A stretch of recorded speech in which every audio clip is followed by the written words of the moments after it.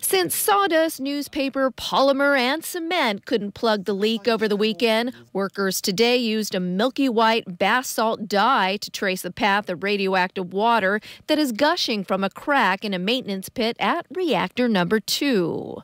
Try as they may, radioactivity continues to spill into the environment. There has been no change in the amount of water leakage. The sawdust did not reach the water outlet, and we think the materials injected into the pit are stuck somewhere.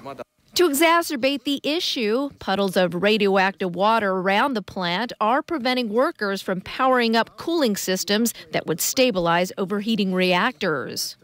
The moment TEPCO admitted it would take several months to remove contaminated water from the turbine buildings, the Nuclear and Industrial Safety Agency stepped in with a 3-step plan. The first thing is to remove the contaminated water from the turbine building. The second thing is to reduce levels of radioactive substances and block them. And finally, we should establish a long-term mechanism to cool the reactors. With no end in sight to the crisis and subsequent radiation scare, thousands have taken refuge in makeshift shelters for what could be months, if not longer. Since some of the reactors were made by General Electric, the company's CEO says they've already shipped gas turbines to Japan to help cope with power shortages caused by the failure of the Fukushima plant.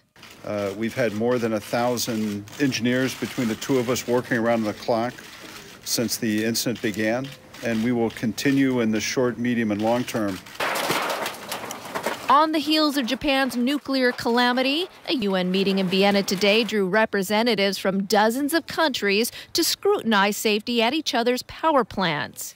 Head of the International Atomic Energy Agency, Yukiya Amano, said the global community can no longer take a business-as-usual approach. He demands more be done to strengthen the safety of power plants and reduce the risk of future disasters.